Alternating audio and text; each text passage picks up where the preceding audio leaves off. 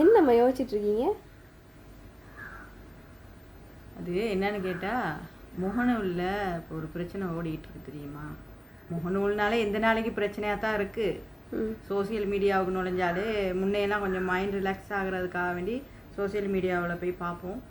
இப்போ சோசியல் மீடியாவுக்கு போனாலே ப்ரெஷர் ஆகுது.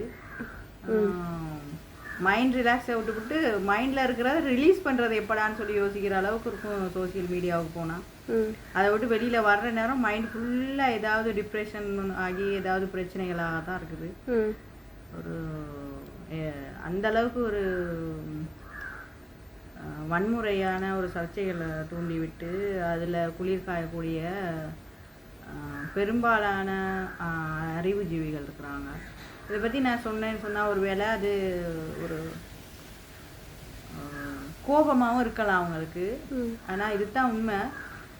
மட்டக்களப்பை சேர்ந்த அனோஜன்ற ஒரு பொடியன் வந்து மத்திய கிழக்கு நாடுக்கு பொருளாதார சம்மந்தமாக தன்னோட தொழிலுக்காக வேண்டி மத்திய கிழக்கு நாடுக்கு போயிருந்தார் தானே.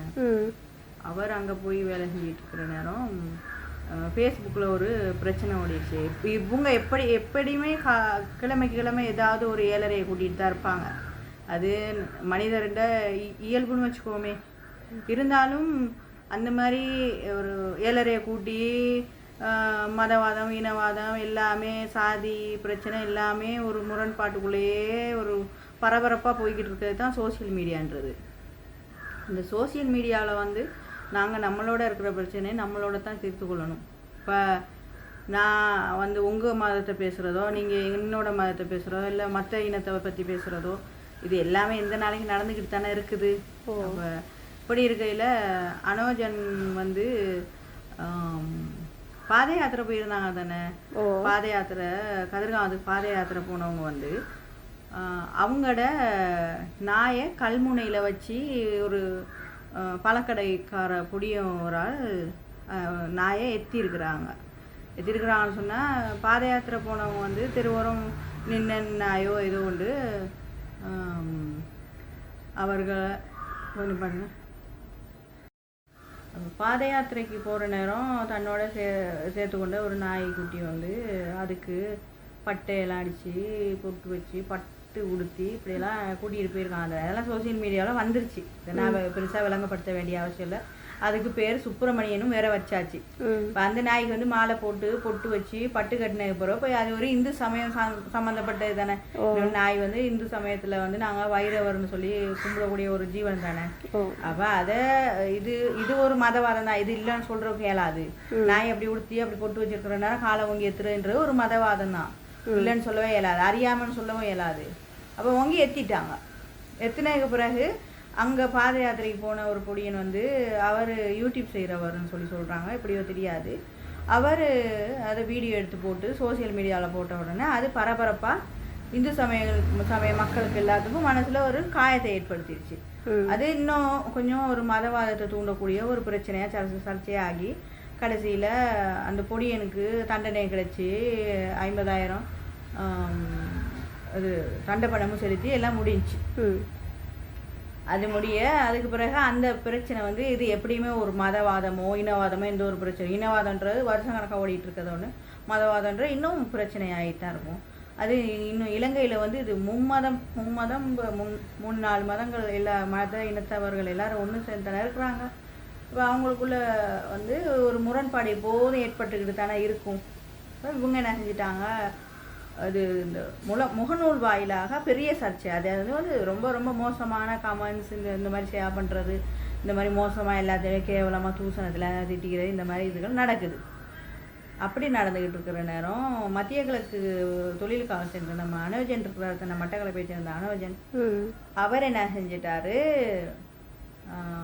இதுக்காக ஒரு கமெண்ட் அடித்து விட்டார். அந்த கமெண்ட்டில் வந்து முஸ்லிமாக்கள் ஒரு நம்பிக்கைக்குரிய ஒரு அவருடைய இறை தூதர் நபி சல் நாயகம் அவர் வந்து முஸ்லிமாக்கள் இயல்பாக சொல்கிற வெளிப்படையாக சொல்கிற அவரை வணங்குறேன்னு சொன்னால் அவரை பற்றி சொல்கிறேன்னு சொன்னால் அப்படி சொல்லுவாங்க, நபி ஸல்லல்லாஹு அலைஹி வஸல்லம்னு சொல்லுவாங்க. இது நாங்கள் சொல்கிறோம் நபிகள் நாயகம் அவரை வந்து கொஞ்சம் வித்தியாசமாக வேறு கமெண்ட் பண்ணியிருக்கிறாரு. இனி அதை விட மோசமாக சிவலிங்கத்தை வச்சு தேவையில்லாத மாதிரி கமெண்ட் அடித்து இந்து மதத்தில் உள்ள தமிழ் பெண்களை மோசமான நிலையில் விமர்சித்தவர்கள் நிறைய பேர் இருக்காங்க. அதெல்லாம் பார்த்தவங்க தான், நாங்கள் கமெண்ட்ஸ் எல்லாம் பார்த்துட்டு தான் கடந்து வந்தோம். அப்போ எல்லோரும் இந்த மாதிரி பேசிக்கிட்டு இருக்கையில் அனோஜன் வந்து இருந்த இடத்த மறந்து தன்னிலை மறந்து செயல்பட்ட ஒரு விஷயம்னா அந்த அனோஜன் அடித்த கமெண்ட்ஸ். அந்த கமெண்ட்ஸ் என்ன செஞ்சிட்டாங்க, யாரோ ஒருத்தர் வந்து இஸ்லாத்தில் உள்ள யாரோ ஒருத்தர் வந்து இலங்கையை சேர்ந்தவர் தான், அவர் அதை அரபிக்காரவங்களுக்கு அரபி மொழியில் டிரான்ஸ்லேட் பண்ணி அங்கே அனுப்பி சவுதிக்கு அது தெரிவித்து அதெல்லாம் வந்து போன கதை ஒன்று இப்போ எல்லாம் முடிஞ்சுக்கிட்டு இருக்குது. இப்போ ஒரு 2-3 மாதமாக அந்த சம்பவம் நடந்துக்கிட்டு தான் இருக்குதுன்னு நினைக்கிறேன். அந்த சம்பவம் நடந்துக்கிட்டு இருக்கிற நேரம் இப்போ நேற்று முந்தின நாள் அனோஜனுக்கு தண்டனை கொடுத்தாச்சு அப்படின்னு சொல்லி வருது. ஒரு திரும்ப அந்த இது வருது, அந்த பிரச்சனை வெளியில் அப்படி தண்டனை கொடுத்தாச்சு அப்படின்னு சொல்லிட்டு 5 வருட சிறை தண்டனையும் கிட்டத்தட்ட இலங்கையின் காசு 27 கோடின்னு சொல்கிறாங்க. சவுதி அரபி ரியால் வந்து 30 லட்சம் ரியாலாம். சாதாரணமாக ஒரு மனிதனுக்கு வந்து அந்த நாட்டுக்கு போனால் ஒரு 2000 கிட்டத்தட்ட மிஞ்சி போனால் 3000 ரியால் அப்படி தான் வரலான்னு நினைக்கிறேன் சம்பளம், சவுதி நாட்டு சம்பளம். அப்போ அதே அந்த இப்போ அனோஜன் வந்து ஒரு மாதத்துக்கு ஒரு 2000 ரியால் சம்பாதிச்சாலும் அவர் 30 லட்சத்தை எத்தனை வருஷம் கழித்து கொடுப்பாரு? அவரால் எப்படி கொடுக்க முடியாது அப்படின்ற ஒரு விஷயத்த இப்போ அந்த சவுதி நாடு எதிர்பார்க்க சொன்னால் அவரை கொல்றதை விட மோசமான ஒரு தண்டனை தான் இதுவும். இதை பெரும்பாலும் இங்கே உள்ள முஸ்லீம் மக்கள் எல்லாம் சொல்கிறாங்க, இதுக்கு அவனுக்கு இந்த தண்டனை போதாது, பாவம் சந்தோஷப்படுங்க. எனக்கு கேட்டால் கழுத்தை விட்டுட்டாங்களே அப்படின்லாம் சொல்லி மோசமான கமெண்ட்ஸ் இதெல்லாம் போகுது. தமிழாக்களும் கமெண்ட்ஸ் அதுக்கு பதில் அடிச்சுக்கிட்டு தான் இருக்காங்க, இல்லாமட்டு இல்லை. இதில் என்னோட ஒரே ஒரு குறிக்கோள், என்னோட ஒரே ஒரு கேள்வி தான், நம்ம நாட்டிலேருந்து இப்போ நாங்கள் இன்னொரு நாட்டுக்கு போனோம்னு சொன்னால் நாங்கள் எங்களை வந்து அங்கே இந்துவோ முஸ்லீமோ பௌத்தமோ இல்லை கிறிஸ்டியனோ அப்படி பார்க்க மாட்டாங்க. எங்களை வந்து அந்த இடத்துல ஒரு இலங்கையனாக தான் பார்ப்பாங்க. ஸ்ரீலங்கன் சிலோனியன் அப்படின்னு தான் சொல்லுவாங்க. அப்போ நாங்கள் எங்கே போனாலும் நாங்கள் வந்து இலங்கை பிரஜையாக தான் அறிமுகப்படுத்தப்படுவோம். அங்கே போயிட்டு நான் இப்போ இந்தியாவுக்கு போனேன்னு சொன்னால் நான் இந்து, எனக்கு இந்தியாவில் எந்த ஒரு உரிமையும் கொடுக்க மாட்டாங்க. உண்மையிலே நான் ஒரு பதிலையில் உள்ள ஒரு பெண். அப்போ நாங்கள் எங்களை அறிமுகப்படுத்திக்கிற மலையக தமிழர்கள். நாங்கள் இந்தியாவிலேருந்து வந்து இங்கே 200 வருஷம் தான் ஆகுது, எங்களுக்கு இந்தியாவில் திரும்ப உரிமை தாங்கன்னு சொன்னால் கொடுப்பாங்களா? கொடுக்க மாட்டாங்க. நாங்கள் இந்துவாக இருந்தாலும் சரி யாராக இருந்தாலும் எங்களுக்கு அந்த உரிமை கொடுக்க மாட்டாங்க. எங்களுக்கு இலங்கை பிரஜைன்னு சொல்லி ஒரு முத்திரையை குத்தியிருக்கு. அப்போ அதே மாதிரி முஸ்லீமாக்களும் எங்கேருந்து வந்தாங்க என்ன ஏதுன்றது அறியாமலோ அறிஞ்சோ, ஆனால் இன்றைக்கி ஒரு முஸ்லீமாக பிரிஞ்சு இருந்தாலும் முஸ்லீம் நாட்டுகளுக்கு தான் உதவி செய்கிறாங்க. ஆனால் அதே இப்போ சவுதி அரேபியாவுக்கு இவ்வளோ இப்போ முஸ்லீம் மதத்தை பற்றி சொல்லித்தாங்கன்னு சொல்லிட்டு சவுதி அரேபியாவுக்கு போயிட்டு நீங்கள் அங்கே போனாப்புல நீங்கள் முஸ்லீம் சொல்லி ஒரு காலமும் நீங்கள் எங்களோட முஸ்லீம், நாங்கள் உங்களுக்கு இங்கே உரிமை தாரோம், குடியுரிமை தாரோன்னு சொல்லி கொடுக்க போகிறாங்களா? இல்லை நீங்கள் எங்களோட முஸ்லீம் தானே சொல்லி அரவணைச்சு அங்கே எதையும் உங்களுக்கு உரிமை கொடுக்க போகிறாங்களா? இல்லை, நீங்கள் அவங்களுக்கு வந்து ஒரு இலங்கை மனிதராக கூட மதிக்க மாட்டாங்க யாரையுமே.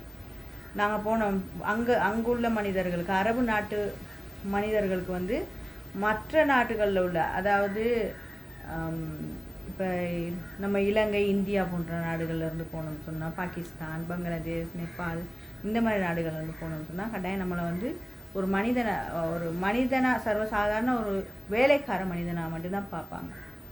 அதுதான் அங்கே நமக்கு கிடைக்கிற மதிப்பும் மரியாதையும், அவ்வளோ அது கடந்து எதுவுமே இல்லை.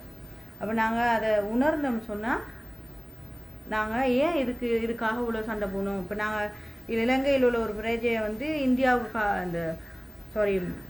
சவுதி அரேபியாவுக்கு நாங்கள் காட்டி கொடுத்துட்டோன்னு சொன்னாப்புல அவனுங்க வந்து நம்மளையும் தப்பாக தானே பார்ப்பாங்க. ஒரு இலங்கையில் உள்ளவங்ககிட்டே இந்த ஒத்துமை இல்லைன்னு சொல்லிட்டுன்னு இப்போயே நம்மளில் உள்ளவங்க இங்கேருந்து இலங்கை பிரஜைகள்லாம் அங்கே வேலைக்கு சென்றாலும் அவங்கள மதிக்கவே மாட்டாங்க. சரியா? வேலைக்காரவங்களாக தான் வேலைக்காரவங்கன்ற ஒரு அடைப்புக்குள்ளே மட்டும்தான் அவங்க வைப்பாங்க. அப்படி இருக்கையில் நாங்கள் என்னத்தை தான் செஞ்சாலும் அவங்க நம்மளை ஏற்றுக்க போகிறது கிடையாது. அப்போ எதுக்கு இந்த வன்மம் தான் நான் கேட்குறேன். போலவே தான். நன்றி, வணக்கம்.